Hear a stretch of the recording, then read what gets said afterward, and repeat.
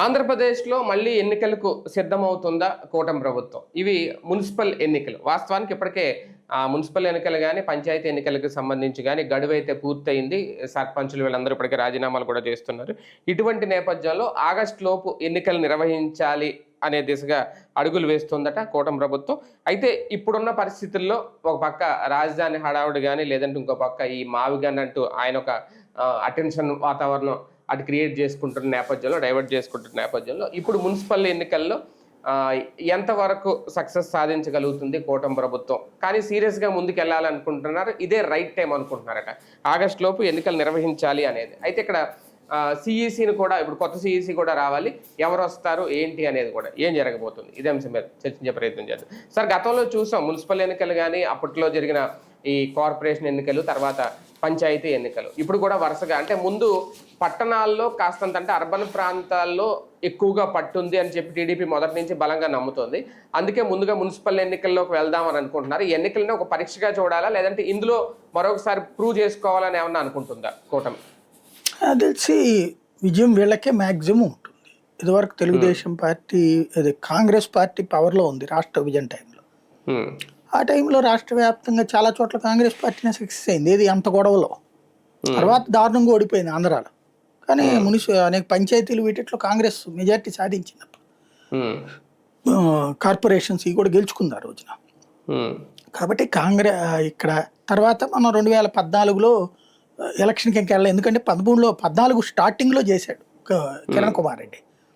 18 ఎండింగ్లో అయిపోవాలి, 19 స్టార్టింగ్. వీళ్ళు వెళ్ళాల ఎన్నికలకి. చంద్రబాబు గారు ధైర్యం చేయలే. ఆ ఎన్నికలకు ముందు కదా ఏమన్నా తేడా వచ్చిందంటే దెబ్బ అవుతుంది అన్న భయంతో వెళ్ళలేదు ఆయన ఎన్నికలకి. జగన్ వచ్చాక కోర్టులకు వేశారు కొంతమంది. మరి చంద్రబాబు ఉన్నప్పుడు ఎందుకు వేయలేదో తెలియదు వాళ్ళు.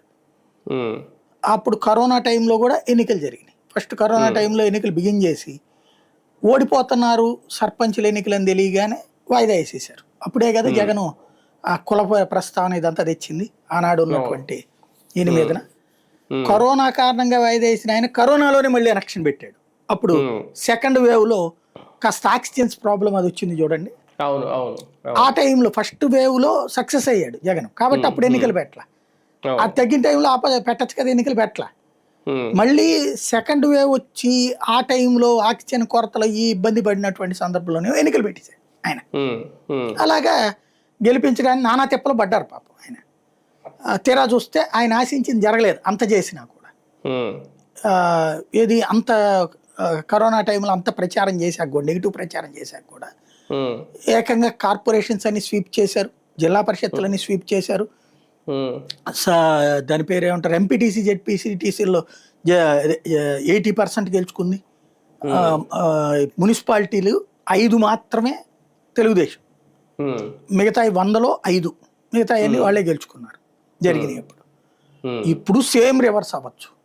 అందులో కూటమిగా ఉన్నారు, బలంగా ఉన్నారు. వైఎస్ఆర్ కాంగ్రెస్ పార్టీకి సంబంధించి ఇంకా కోలుకోలేదు వాళ్ళు. గ్రౌండ్ లెవెల్లో డబ్బులు లేవు కార్యకర్తల నాయకుల దగ్గర. కాబట్టి ఆనాటి తెలుగుదేశం కూటమి పరిస్థితి, అంటే కూటమి లేదు అప్పుడు, తెలుగుదేశం విడిగానే ఉంది. కాకపోతే బీజేపీ జనసేన కలిసి పోటీ చేస్తామని జనసేన టీడీపీతో కలిసి పోటీ చేసినప్పుడు చాలా చోట్ల అలా బీజేపీకి హ్యాండ్ ఇచ్చినప్పుడు సరే అయినా కూడా కలిసి ఉన్నారు. కాబట్టి వాళ్ళ ముగ్గురు ఉన్నారు కాబట్టి అది వైసీపీకి ఇప్పుడు పెద్ద ఛాన్స్ రాకపోవచ్చు, చాలా దెబ్బ ఉండొచ్చు.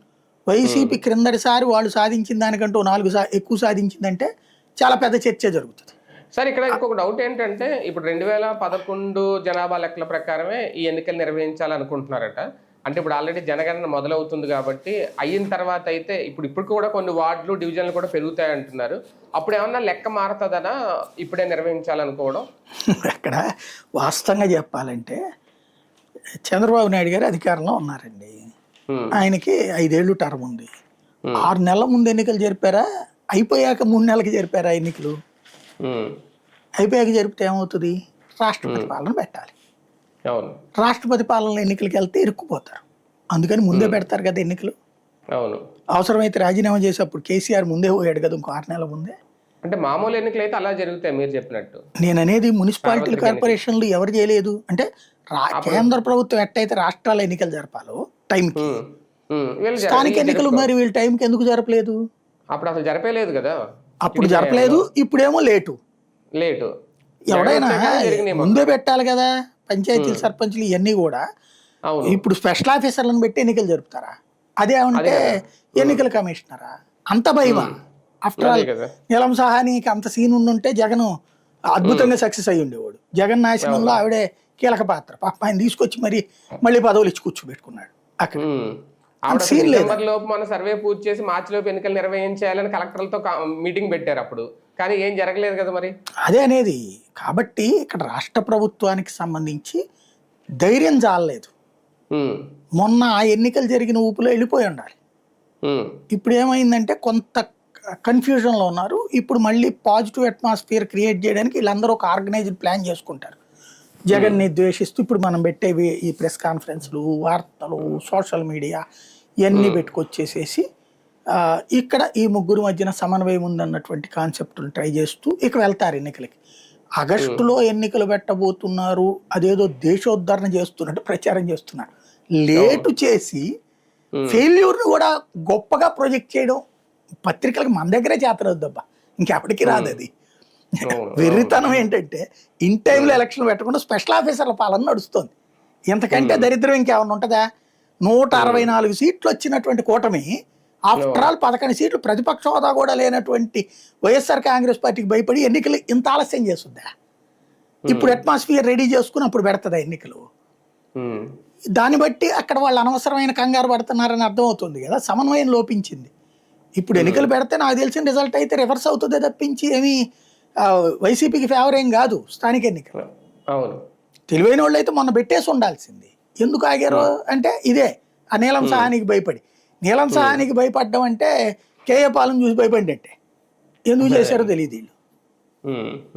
అవును సార్, ఇప్పుడున్న పరిస్థితుల్లో నిజంగా అంటే మున్సిపల్ ఎన్నికలకే ముందు వెళ్ళాలనుకుంటున్నారు, వీళ్ళని కూడా పరీక్షించుకోవాలనుకుంటున్నారు ఒకసారి ముందు.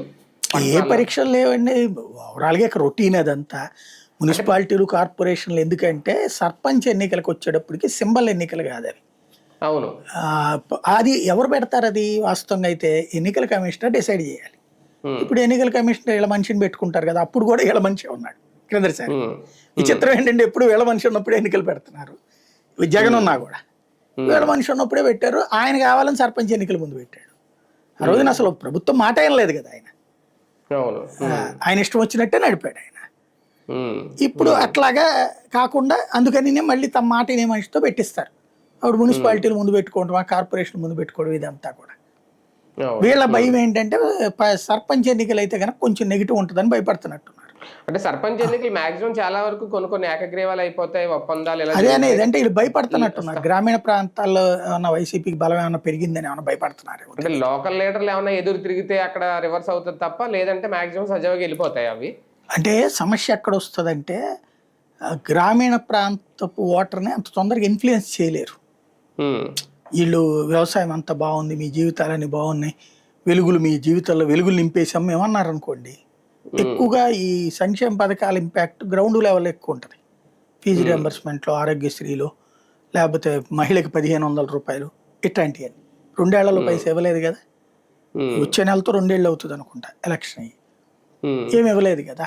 కాబట్టి అందుకని మున్సిపాలిటీలు, కార్పొరేషన్లే పట్టించుకోరు. మీకు తటస్థులు ఏం కోరుకుంటారు? మున్సిపాలిటీలు, కార్పొరేషన్లో కాస్త ఎడ్యుకేటెడ్ ఉంటారు కదా, వాళ్ళు ఉచితాలు వద్దని కోరుకునే రకాలు. వాళ్ళ ద్వారా ముందు రిజల్ట్ సాధించి అది గదిగో చూసారా అక్కడ గెలిచేశారు కాబట్టి ఇక్కడ కూడా మీ ప్రాంతం, మీ ఊరు అభివృద్ధి చెందాలంటే తప్పదు మాకే ఓటేయండి అని చెప్తారన్నమాట రేపొద్దున.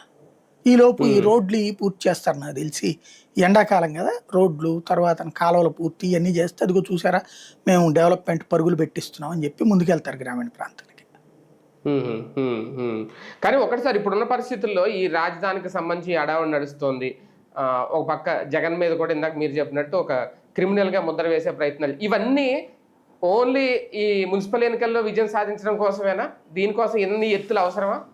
దానికి జగన్ వేసిన ఎత్తుకు వీళ్ళు పై ఎత్తే లేక తిప్పలు పడుతున్నారు, అంతేగాని వీళ్ళు వేసిన ఎత్తులు కాదు జగన్ మీద. అది జగన్ వాస్తవంగా తెగించేశాడు. అంటే ప్రభుత్వం ఇప్పుడు నిన్న వీళ్ళు సమాధానం దగ్గర అదే వచ్చింది. అంటే మీరు ఈ 4 రోజులు ఆగేసి సైలెంట్గా తర్వాత చేస్తే పోతుంది కదంటే అప్పుడు ఏమవుతుంది? మేము మీ దాన్ని ఒప్పుకుని ఆ తర్వాత మారినట్టు ఉంటుంది. అవును. దేశంలో అన్ని పార్టీలు ఒప్పుకున్నా మేము ఎందుకు ఒప్పుకోవట్లేదంటే రీజన్ అవినీతి. 2 లక్షల కోట్ల రూపాయలు ఎక్కడి నుంచి తెస్తారు, ఒకే చోట ఎట్లా పోస్తారు, 29 గ్రామాల్లోనే ఎట్లా పోస్తారు, ఈ చర్చ తీసుకుని వచ్చారు వాళ్ళు. ఈ చర్చ అన్నటువంటి దాని వల్ల ప్రయోజనాలు ఏం మారిపోవు. ఎలక్షన్ వీళ్ళు చెప్పినట్టు జగన్ చెడ్డోడు అని చెప్పేటటువంటి ప్రయత్నానికి కొంచెం ఉపయోగపడుతుంది. నెక్స్ట్ ఎలక్షనే దీనికి సమాధానం. అంతకుమించి ఈ లోపు మాట్లాడే వీటి వల్ల అయ్యేదేం కాదు. నాకు తెలిసి రాజధాని ప్రాంతం అంతా కూడా ఇప్పుడు ఎన్నికలు పెడతారో లేదో కూడా తెలియదు కదా. విజయవాడ, గుంటూరు పెడతారు, అమరావతిలో పెట్టడానికి లేదు కదా. ఇప్పుడు జగన్ అధికారంలో ఉన్నప్పుడు కార్పొరేషన్లు అన్ని ఒకటి మినహాయించి అనుకుంటా మొత్తం ఆయనే వాళ్ళకే. కార్పొరేషన్లు కంప్లీట్ 100% క్లీన్ స్వీప్. ఒక్క మున్సిపాలిటీల్లోనే తొలి దఫా ఎన్నికలు అదే అనేది, అది మున్సిపాలిటీ కార్పొరేషన్. మున్సిపాలిటీలో 5 వచ్చినాయి తెలుగుదేశానికి. కార్పొరేషన్స్ 11 స్వీప్ చేశారు, జిల్లా పరిషత్తులు కంప్లీట్ స్వీప్ చేశారు. ఇప్పుడు ఏంటంటే జగన్ రాష్ట్రాన్ని డివైడ్ చేశాడు కదా, జిల్లాలని 26 చేశాడు కదా. ఇప్పుడు వీళ్ళు ఇంకో 2 యాడ్ చేశారు కదా, 28 జిల్లా పరిషత్తులు కాబోతున్నాయి. ఈ దఫా 28 గెలుచుకోవాలన్నది ఇలా ప్రయత్నం. జగన్ అప్పుడు ఉన్నటువంటి 13 జిల్లా పరిషత్తులు గెలిచాడు. 13 జిల్లా పరిషత్తులు అట్లాగే 11 కార్పొరేషన్లు క్లీన్ స్వీప్ అయిపోయినాయి. అక్కడ ఏకగ్రీవాలు జరిగినాయి, అట్లా జరిగినాయి. ఇక్కడ వీళ్ళు కూడా అట్లాగే చేస్తారు. రేపు పొద్దున అవతల వాళ్ళ నామినేషన్లు వేయనీయకుండా పోలీసుల చేత బెదిరించి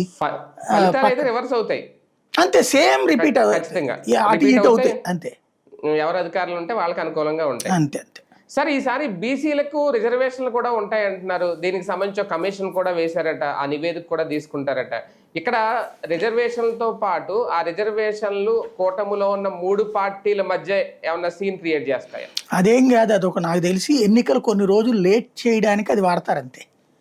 ఎందుకంటే ఇప్పుడు మనకి రేవంత్ చూసాం కదా, పెంచాడు. అట్లాగే బీసీల ఓట్ల కోసం అతను ఆడిన డ్రామా కోర్టు కొట్టేసింది, మామూలు పద్ధతిలో చేయమంది, 50% రిజర్వేషన్ అంది. ఇప్పుడు ఇది కూడా అంతే. దీనివల్ల మొన్న ఎలక్షన్ అక్కడ ఎట్లా వాయిదా పడ్డాయి, అట్లా ఇక్కడ కూడా వాయిదా పడతాయి దాన్ని అడ్డుపెట్టి. అది జనాలకి ఇక్కడ చెప్పుకోవడానికి, అదిగో మేము చేద్దాం అనుకుంటే మధ్యలో ఆ పిటిషన్ వేసినోడు పొరపాటున ఎవడన్నా గనక ఏ వైసీపీ వాడితో పక్కన కూర్చుని ఉన్నాడు, సిగరెట్ తాగుతున్నా సరే అదిగో వైసీపీని చేయించింది ఇదంతా అని చెప్తారు ఆ లాయర్ గారి కనుక ఎవరన్నా ఉంటే కనుక. అంటే దీంట్లో బీసీలకి పెద్దపేట వేడి ఇలాంటివి ఏముండవేమో అయితే. అంటే బేసిక్ గా ఒకటే చెప్పుకోవడానికి తప్పించి సుప్రీంకోర్టు క్లియర్ గా ఇచ్చింది, రాజ్యాంగ ధర్మాసనం తేల్చి చెప్పేసింది రిజర్వేషన్ 50% ఉంటాయి. అదే అంటే వాళ్ళు చెప్పింది ఏంటంటే ఒక పద్ధతి ప్రకారం ఏమన్నారు, పద్ధతి ప్రకారం ఏమన్నారు కానీ 50% దాటమల్లా. పద్ధతి ప్రకారం వేయడం అంటే నువ్వు ఎస్సీ ఎస్టీలు తగ్గించి బీసీలకు ఇవ్వాలి, ఇస్తావా నువ్వు? నీకు అంత దమ్ము ఉందా? ఎస్సీ ఎస్టీలకు తగ్గించే దమ్ము రాజ్యాంగం ప్రకారం అది కుదరదు నీకు. కాబట్టి కాసేపు డ్రామా ప్లే చేయడం ఇదివరకు అయితే ఇట్లాంటివి చేసినప్పుడు పత్రికలు ఎడిటోరియల్ కాలంలో నిలదీసేయి మేధావులు మాట్లాడుతుండేవాళ్ళు. ఇప్పుడు మేధావులు కూడా మేధావులుగా మారిపోయారు కదా, అట్లాగే మీడియా కూడా అమ్ముడుపోయింది కదా. నిజాలు మాట్లాడేవాడు ఎవడు లేడు కాబట్టి వీళ్ళు నాటకాలు ఆడుతూ ఉంటారు. నీకు రాజ్యాంగ ధర్మాసనం చెప్పింది, సుప్రీంకోర్టు రాజ్యాంగ ధర్మాసనం, మూసుకుంటారా మీరు నాటకాలు ఆడకండి, 50% దాటడానికి వీల్లేదు, అంబేద్కర్ గారు రాసిన రాజ్యాంగంలో ఉంది అది క్లియర్గా అని చెప్పేసి. అయినా సరే నాటకాలు ఆడుతుంటే ఏం చేస్తారు ఇక? సరే, ఈ ఎన్నికల్లో కూడా మిగిలిన 2 పార్టీలకి అంటే ఎలాంటి రేషియోలు ఇస్తారు? వాళ్ళు ఏమన్నా మాట్లాడతారా, అడుగుతారా, ఇచ్చింది తీసుకుంటారు? ఇక్కడ కూడా ఏం లేదండి, వాళ్ళు ఇచ్చినవి తీసుకుంటారు. కాసేపు కొంతమంది కింద స్థాయిలో నాయకులు ఏదో మాట్లాడతారు, వెంటనే వాళ్ళకి పైనుంచి క్లాస్ పీకుతారు, లేకపోతే తెలుగుదేశం వాళ్ళు వాళ్ళని తిట్టిపోస్తారు, ఇవన్నీ నడిచిపోతాయి. బేసిక్గా మొన్న ఎన్నికల్లో ఏ రేషియో ఇచ్చారో అదే రేషియో ఇస్తారు. అది ఎలక్షన్ ముందే చెప్పారు. అది జనం ఎదురుగుండా ఆ మొక్క టీడీపీ వాళ్ళు బయట దాచి చెప్పలా, మీడియాలో డిబేట్ల సాక్షిగా చెప్పారు. ఆ రోజు నా ఇంటర్వ్యూలోనే టీడీపీ నాయకులు 2-3 చెప్పారు ఆ విషయం. లేదు మేము ఇచ్చేది ఈ రేషియోలోనే అన్నటువంటిది. ఇప్పుడు మాణిక్యాలరావు గారు చెప్పారు, ఆ తర్వాత ఆయన శ్రీనివాస్ చౌదరి చెప్పాడు, ఇవన్నీ మాట్లాడారు ఆ రోజునే.